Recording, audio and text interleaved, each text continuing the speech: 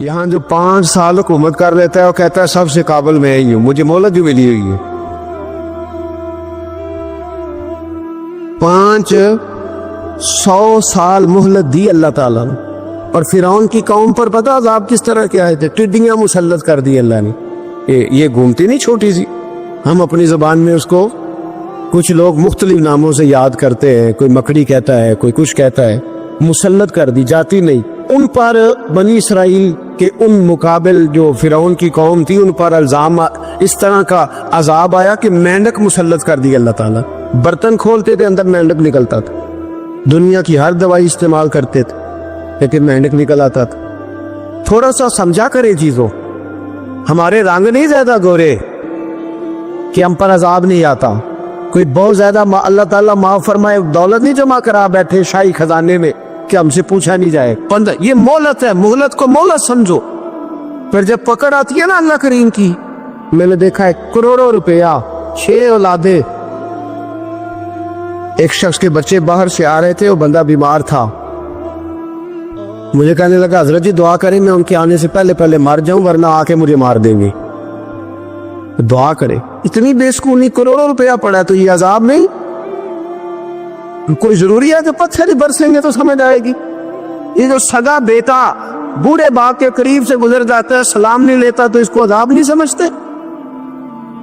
یہ معمولی بات ہے؟ نہیں ہمارے رنگ ہو رہے، ہمارے سماعت ہے۔ 1500 سال مہلت دی نوح علیہ السلام کی قوم کو۔ کتنے سال؟ بول کے بتائیے، بول کے دوبارہ بولیے۔ 1500 سال۔ کوئی آدمی اپنی سمارٹنس پہ خوش نہ ہو جائے کہ 20 سال ہو گئے میں تو نافرمانی بھی کر رہا ہوں، روٹی بھی پک رہی ہے، میں تو حرام بھی کھا رہا ہوں، پھر بھی سب ٹھیک ہے۔ 1500 سال مہلت دی۔ پھر حضرت نوح کہنے لگے اللہ میں نے تو بڑا سمجھایا، اللہ ہی باز آتے۔ تو رب کریم نے فرمایا کشتی بناؤ۔ اللہ کے پیغمبر کشتی بنانے لگے تو قوم مذاق اڑانے لگے۔ اب کیا کرنے لگے ہو؟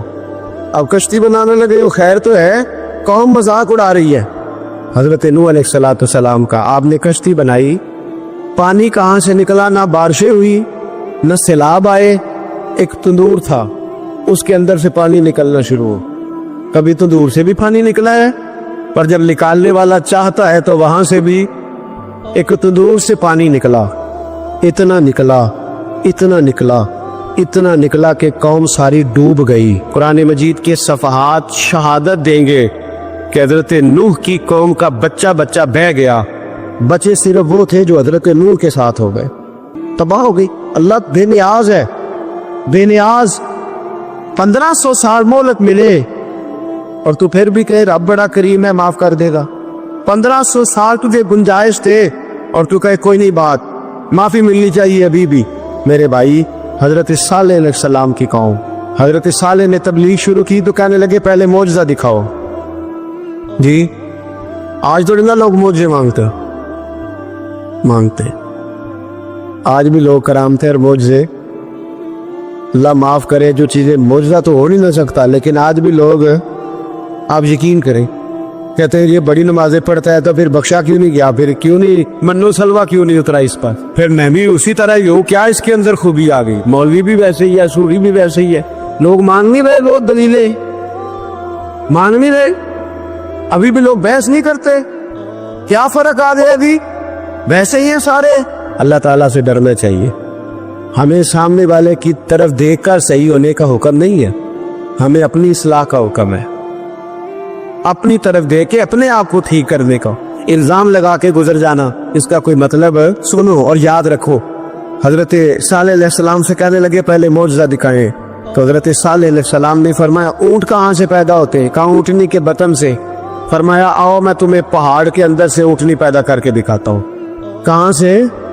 پہاڑ کے اندر سے۔ حضرت نوح ساتھ لے کے گئے تو پہاڑ کے اندر سے اونٹنی نکلی، اور اونٹنی بھی گابن تھی، اس کے پیٹ میں بچہ، اور اونٹنی اتنا دودھ دیتی تھی کہ ساری بستی دودھ پی جاتی تھی، پھر بھی دودھ بچ جایا کرتا تھا۔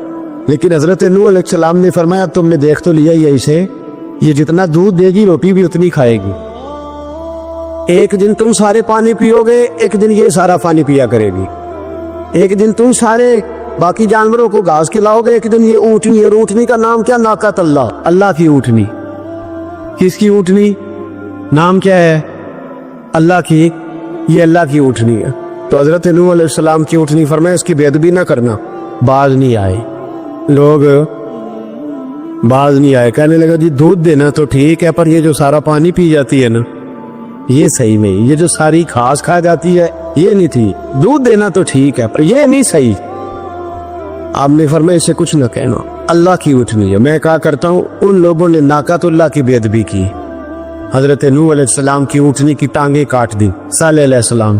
اور دیکھو اللہ بڑا بے نیاز ہے، اگر پیدا کرنا جانتا ہے تو حفاظت کرنی نہیں جانتا، لیکن رب کریم نے فرمایا نہ کرنا۔ انہوں نے ان کے پیر کاٹ دیے، کانوں پہ چھریاں لگائیں۔ اونٹنی جب مر گئی، اونٹنی اللہ تبارک و تعالیٰ کی وہ اونٹنی جب مر گئی تو حضرت صالح علیہ السلام کی قوم پر رب کریم نے زلزلہ بھیجا، اذا زلزلت الارض زلزالہا، جب زلزلے آئے گے اور جب ان کا زلزلہ آنت ہے، زلزلہ آتا ہے نا، کیا کرتی ہے قوم؟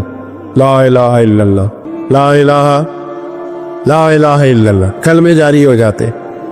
بلکہ ایک دفعہ ایسا بھی ہوا کہ مسجدوں میں اعلان ہونے لگے زلزلہ آ رہا ہے، جو فجر کے لیے نہیں اٹھے زلزلے کے لیے وہ بھی اٹھ گئے۔ جن کا دعویٰ ہے نا میری سویرے آنکھ نہیں کھلتی، ان کی لگی نہیں کتنے گھنٹے، بعد میں بھی نہیں لگی، ٹی وی پہ اعلان ہوتے رہے کوئی نہیں آ رہا، سو جاؤ چپ کر کے، لیکن آنکھ لگی۔ موت سے تو ڈرتا ہے، اللہ سے ڈرتا ہی نہیں، موت کا خوف ہے رب کا نہیں۔ زلزلہ آیا، ساری قوم تباہ ہو گئی۔ بتاؤ اگر ناقۃ اللہ کی گستاخی ہو تو اللہ ناراض ہو جاتا ہے، اور اگر اولیاء اللہ کی ہو، اگر اولیاء اللہ کی ہو تو رب ناراض نہیں ہوتا؟ شرم نہیں آتی لوگوں کو داتا صاحب کی بے ادبی کرتے، شرم نہیں آتی لوگوں کو غوث اعظم کی گستاخی کرتے، حیا نہیں آتی جنہوں نے دین پھیلایا ان کی بے ادبی؟ میں درد سے کہتا ہوں، رو کے کہتا ہوں، اور اگر کلیجہ پھٹ سکے تو میں دکھاؤں زخم کتنے۔ ایک حج کے موقع پر ایک بابا جی، اس سال 4,80,000 روپے کا پرائیویٹ حج تھا، اور بابا جی کی کیفیت کمزور تھے، بیچارے بیمار تھے، اس کے باوجود وہ گئے۔ بوڑھے آدمی، جا کے بیٹھیے، بزرگ، اور کتنی مشکل ہے وہاں، منا، مزدلفہ، عرفات، طواف زیارت، کتنا مشکل کام ہے طواف زیارت کرنا، طواف وداع کرنا۔ کس کٹھن سے حج کیا، بڑھاپے میں پیسے بھی لگائے، اور جب وہ روضہ رسول پہ گئے صلی اللہ، اور انہوں نے جا کے نبی پاک صلی اللہ علیہ وسلم کے روزے کی طرف منہ کر کے درود شریف پڑھا تو ایک ملا نے اٹھ کے کہہ دیا تو مشرک ہے۔ تو میری روح کانپی، میں نے کہا تجھے شرم نہیں آئی، حیا نہیں آئی؟ اس کی عمر دیکھ، کس بڑھاپے میں کہاں سے چلا، کہاں آیا۔ یہ مشرک ہوتا تو کسی مندر میں جاتا، یہ مشرک ہوتا تو کسی گرجے میں جاتا، یہ مشرک نہیں، یہ مومن ہے۔ اور یہ وہ والا مومن ہے جس کے سینے میں دل جب دھڑکتا ہے تو خالی دھڑکتا نہیں، ساتھ وہ محمد عربی پہ درود و سلام بھی پڑھتا ہے۔ شرم نہیں آتی لوگوں کو، اتنی بڑی گستاخی کرتے۔ جو روزہ رسول پہ آیا مشرک ہے۔ میں نے دیکھ مولوی کو صاف صاف کہا تھا، میں نے کہا اگر میں مشرک ہوں تو نکالو، مشرک کا داخلہ تو یہاں ویسے ہی منع ہے۔ شرم نہیں آتی؟ اپنی زبان کا ایک پاس کرو کچھ۔ اتنا ظلم، اتنی بڑی فرقہ واریت امت میں، اتنا امت کو تقسیم کرتے ہو، تمہیں شرم نہیں آتی؟ جہاں سے اتحاد کا پیغام دینا چاہیے وہاں سے تم لوگوں کو فرقے کا پیغام دیتے ہو، ایک مقصود فرقے کی تبلیغ کرتے ہو۔ خدا را، تو میں کہہ رہا ہوں ناقۃ اللہ کی بے ادبی پہ عذاب آتا ہے، تو اولیاء اللہ کی بے ادبی میں نہیں آتا۔ داتا صاحب ساری زندگی کی تبلیغ کرتے رہے، ایک آدمی نے اٹھ کے کہہ دیا جناب وہ تو شرک کا اڈا ہے، تو رب کریم ناراض نہیں ہوتا ان باتوں سے؟ ہمیں خیال کرنا چاہیے، اللہ سے ڈرنا چاہیے، ان چیزوں سے عذاب آتا ہے اور آ رہا ہے۔ اللہ تعالیٰ ہمیں محفوظ فرمائے۔ اللہ ہمیں اس سے، قوم لوط پہ بھی عذاب آیا، ہم جنس پرستی، مرد مردوں سے بدکاری کرتے۔ حضرت نوح نے سمجھایا کہ یہ کام درست فطرت کے خلاف ہے، یہ کام درست نہیں۔ جب انسان یہ کام کرتا ہے تو زمین اور آسمان کانپتے۔ اب میں کیسے کھول کے بتاؤں، میرے پاس اعداد و شمار ہے کہ پاکستان کے اندر اس کام کی کیفیت کیا ہے، اور کس طرح کر کے لوگ، میں تو رونا روتا رہتا ہوں داڑھی کا۔ لوگ کئی دفعہ کہتے ہیں حضرت صاحب پہلے بھی آئے تھے تو داڑھی کی بات، پھر بھی آئے تو داڑھی کی بات، تو میں رونا روتا ہوں۔ اس لیے روتا ہوں کہ جو کلین شیو نوجوان ہوتا ہے وہ امرد کے حکم میں، اس پر وہی حکم لگتا ہے جو عورت پہ لگتا ہے۔ اس کے ساتھ مرد کا اٹھنا بیٹھنا اسی طرح نہ جائے گا جس طرح عورت کے ساتھ. حضرت جنید بغدادی رحمت اللہ تعالیٰ علیہ کے سامنے ایک شخص نے کہا وہ کتنا خوبصورت نوجوان جا رہا ہے, تو آپ فرمانے لگے تو حافظ قرآن نہیں کہا؟ ہاں. فرمانے لگے جا اپنے حفظ کی خیر منا. وہ شخص کہتے ہیں میں نے اس بغیر داڑھی والے کلین شیو نوجوان کو بری نظر سے دیکھا, مجھے قرآن پاک ہی بھول گیا, سارا قرآن پاک بھول. اور کتنے سال میں دعائیں کرتا رہا, بیت اللہ کے طواف کرتا رہا, میں یاد بھی کرتا تو نہیں ہوتا. کیسے اب تو ہمارا نعت کہاں بیوٹی پارلر سے ہو کے آتا ہے, ہم کسی اور کو کیا پیغام. وہ پیغام, وہ نظام, وہ طریقہ کار جس کا حکم تھا شریعت میں. قوم لوط پر عذاب آیا. صحیح بیٹھتے ہوں گے بچے جو موٹر سائیکلوں پہ بیٹھتے ہیں. میں نے گجرے والا کی سڑکوں پہ بچوں کو, نوجوانوں کو جو تماشے کرتے سرے عام دیکھا ہے تو مجھے ڈر لگتا ہے. اور کوئی روکنے والا نہیں, شغل ہو رہا ہے, ہنس رہے ہیں, اور سامنے عورتیں بھی ہے, سب ہو رہا. کتنی تکلیف کی بات. حضرت نوح کی قوم یہ کام کرتی تھی, قرآن پاک نے بیان کیا ہے. حضرت نوح نے سمجھایا, فرمایا رب کریم نے تمہیں اپنی خواہش پوری کرنے کے لیے جائز طریقہ عطا فرمایا, عورتوں سے نکاح کرو, اور اس نکاح کی برکت سے جو اللہ تمہیں اولاد دے گا اس کو اللہ تبارک و تعالیٰ تمہارے لیے باعث بخشش بھی فرمائے گا. لیکن جب قوم نہ مانی تو جو قوم میں لوط کا عمل کرے اس کا علاج قرآن نے بیان فرمایا کہ آسمان سے پتھر برسیں گے. پھر پتھر برسے, اور جن کے بڑے بڑے اچھے دماغ تھے ان کے دماغ چکنا چور کر دیے گئے, تباہ کر دیے گئے, ان کے دماغ زمین پر بچھاڑ دیا گیا. اللہ مہلت دیتا ہے, لیکن اس کا مطلب یہ نہیں کہ انسان توبہ ہی نہ کرے. حضرت شعیب علیہ السلام کی قوم پر بھی عذاب آیا, اس لیے کہ بددیانتی کرتی تھی, ناپ تول میں کمی کرتی تھی. میں نے کہا تھا شب قدر کی رات کہ یہ کوئی تماشا ہے کہ شب رات آئی تو ساری رات روتے رہے, یا اللہ معاف کر دے, یا اللہ معاف کر دے, رو رو کے چیخے مار مار روئے. شب قدر آئی تو پھر چیخے ماری, ساری رات روئے. تو جس بندے کا پروگرام ہی نہیں سویرے بدلنے کا, دکان پہ بیٹھ کے پھر وہی ناپ تول میں کمی, پھر وہ اللہ تعالیٰ معاف کرے. میں ایک مضمون پڑھ رہا تھا تو وہ فوڈ کے اسپیشل لوگ تم نے لکھا تھا مہربانی کرو ملاوٹ ہی اچھی چیز کی کر لو, مرچ میں کیری تو نہ ملاؤ اینٹوں کی, وہ تو بیمار کرتی ہے, وہ تو خون کی آنتوں کو روک دیتی ہے. وہ کہنے لگا, اور وہ کہتا میں تمہیں بتاتا ہوں کون کون سی چیز ملائی جا سکتی ہے, وہ ملا لو. خدا را اس قوم پہ رحم کرو, مہربانی. ایک دوست ہیں ہمارے, میں وزیر آباد میں ان کے گھر بیٹھے تھا, تو ایک میڈیکل, میرا کسی شخص پہ اعتراض کرنے کا میں مجموعی بات کرتا ہوں. میں ایسے ڈاکٹروں کو جانتا ہوں جو اللہ تعالیٰ فضل کرے سچ مچ کے نیک ہیں, اچھے لوگ. تو بچے کا میڈیکل سٹور ہے, تو والد بیمار ہو گیا, تو کہتا ہے ابا جی ڈاکٹر صاحب نے کہا آپ کو ڈریپ لگنی ہے. تو سگے باپ کو ڈریپ لگانے لگا, تو باپ کا کہتا ہے پتر تیری مہربانی مینو کوئی اصلی لائی, اور نہ لائی جڑی لوکاں نو لانے. اب وہ پیار سے سنا رہا ہے بات. میں نے اسے کہا کہ یہ تو ڈوب مرنے کا مقام ہے نا, ڈوب مرنے کا مقام, کہ اس ملک کے اندر دوائی بھی صحیح نہ بکے, اصلی نہ ملے دوائی بھی. اور پھر وہ قوم کہے کہ ہم نے تو پورے روزے رکھے, ہم نے تو بڑا صدقہ اور خیرات کیا, دوائی بھی اصل نہ ملے. جناب شعیب علیہ السلام کی قوم ناپ تول میں کمی کرتی تھی, اللہ تبارک و تعالیٰ نے ان پر بتا عذاب کس طرح کا بھیجا. شدید گرمی ہوئی, اللہ ہمیں محفوظ فرمائے. سارے آمین کہہ دیا, لیکن کتنا اچھا موسم کر دیا رب کریم. اللہ ہمیں محفوظ فرمائے, اللہ رحمت فرمائے. شدید گرمی کی لہر آئی, باہر اتنی گرمی ہوئی کہ لوگ اپنے گھروں میں گھس گئے. جس طرح سورج کی شعائیں گھروں کے اندر داخل ہو جاتی, اس طرح گرمی کی لہر اندر داخل ہوئی. اور جس طرح کسی کو آگ لگ جائے تو وہ آدمی اچھلتا کودتا ہے نا, اس طرح یہ لوگ اچھلنے لگے اور اچھل کود کے مر گئے. جرم کیا تھا؟ ناپ تول میں کمی کرتے. حضرت داؤد کی قوم بھی تباہ ہوئی. جرم کیا تھا؟ ہفتے والے دن مچھلیاں نہیں پکڑنی تو یہ پکڑتے تھے. حکم ہے نا مسلمان کو نماز کے ٹائم کوئی اور کام نہیں کرنا, نماز پڑھنی ہے. میرا خیال ہے مسلمان تو فٹافٹ آ جاتے ہیں, سارے پہنچ جاتے ہیں نا مسجدوں میں. ہلکا ہلکا بول رہے ہیں, آؤ کیوں نہیں پہنچتے؟ اگر حضرت سید, اور پتہ انہیں سزا کیا ملی؟ اللہ نے فرمایا اس ٹائم عبادت کرنی ہے, کام نہیں کرنا, وقت نہیں ہے کام کا. انہوں نے مچھلیاں پکڑی, 12,000 لوگ تھے. پتہ ہے مالک نے سزا کیا دی؟ بندر بنا دیا اللہ کریم. قرآن مجید کا پہلا سپارہ پڑھے, فَجَعَلْنَاهَا نَكَالًا لِمَا بَيْنَ يَدَيْهَا وَمَا خَلْفَهَا. اللہ فرماتے پچھلوں کے لیے بھی عبرت بنا دیا، بعد والوں کے لیے بھی عبرت، نشان عبرت بنا دی۔ بندر بن گئے، اور جو ان کے دوست جو بچ گئے تھے ان کے پیر چومتے تھے، روتے تھے، 3 دن بندر بن کے زندہ رہے۔ پھر اللہ نے سب کو اجتماعی موت دے دی۔ اگر مسلمان سے اللہ کہے کہ نماز کے ٹائم کاروبار نہیں، جمعے کے ٹائم کاروبار ہے، تو مسلمان کہتا ہے نہیں مجھے مہلت ملی ہوئی ہے۔ حضرت مولا رومی نے مثال دی ہے، جناب رومی فرماتے ہیں کہ بغیر محنت کے لوگوں کو اللہ نے نعمتیں دی ہے تو انہوں نے شکر ہی نہیں ادا کیا۔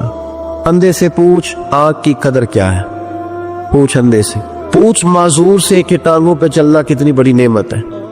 کبھی پوچھ اس سے جس کا مکان تو ایک کنال میں ہے پر رونے والا بچہ کوئی بھی نہیں۔ پوچھ اس سے جس کی جیب دولتوں سے بھری ہوئی ہے پر کوئی نہیں کہتا کہ ابا 10 روپے دینا۔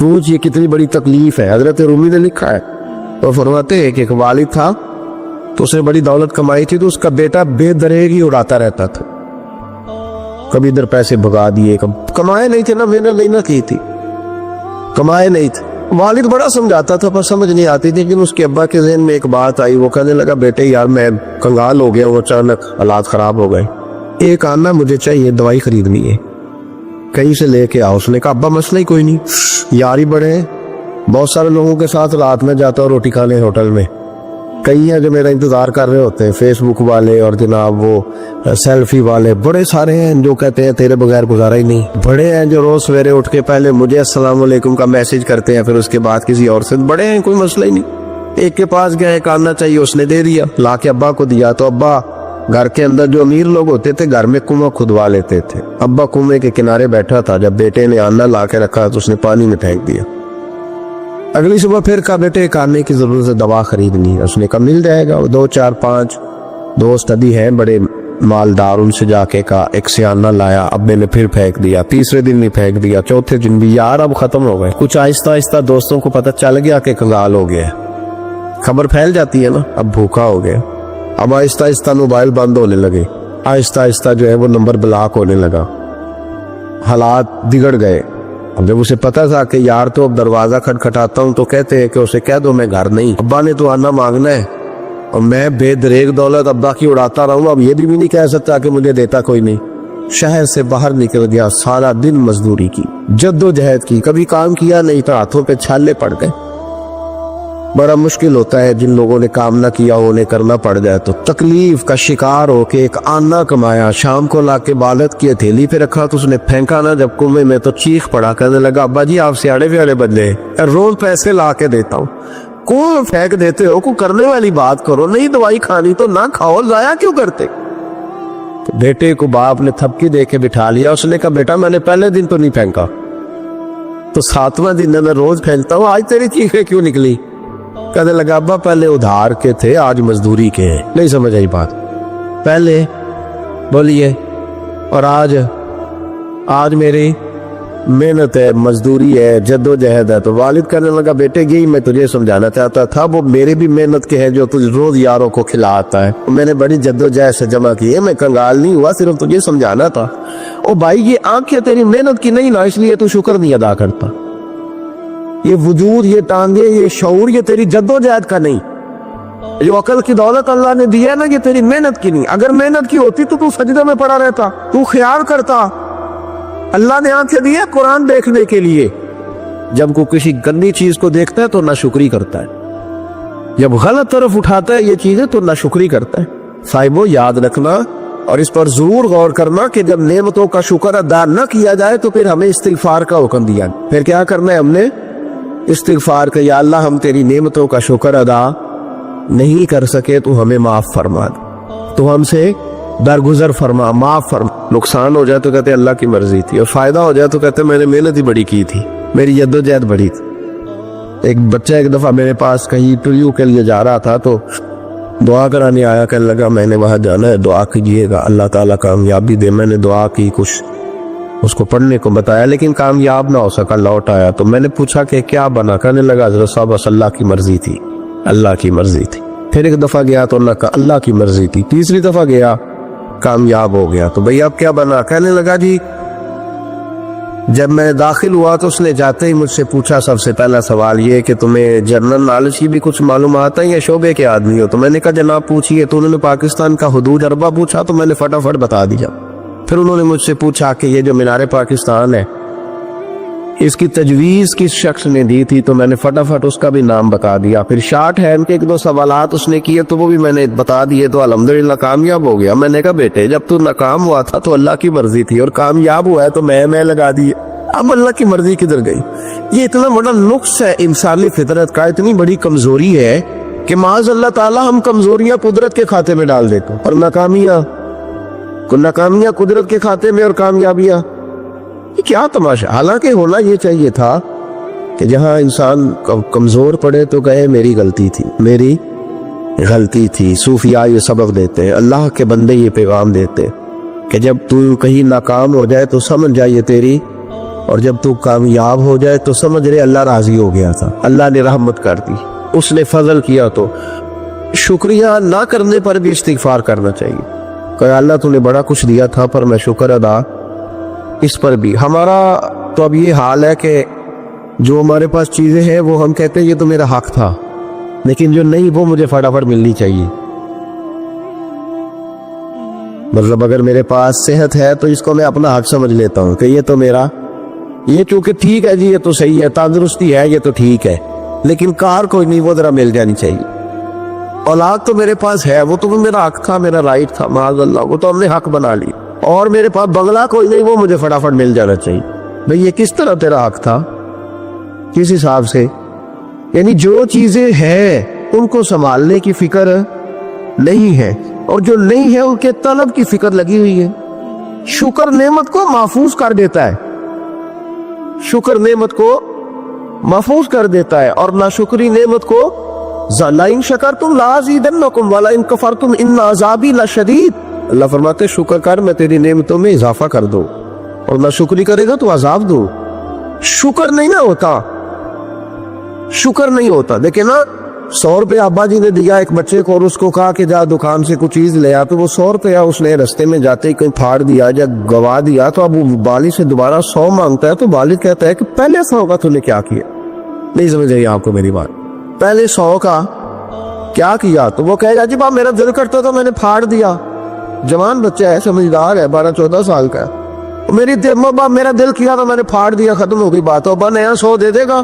سبحان اللہ، کتنے خوش ہو کے آپ کہہ رہے ہیں نہیں دے دے گا سر، یہ کیسے ہو سکتا ہے؟ بھائی کروڑ پتی والد بھی ہو تو 100 کا نوٹ دوبارہ دیتا کیوں؟ بیٹا نہیں اس کا پیار نہیں، کیوں نہیں دے رہا؟ وہ کہتا تو نے میرے پہلے 100 کی قدر نہیں ڈالی، نیا تجھے کیسے مل جائے؟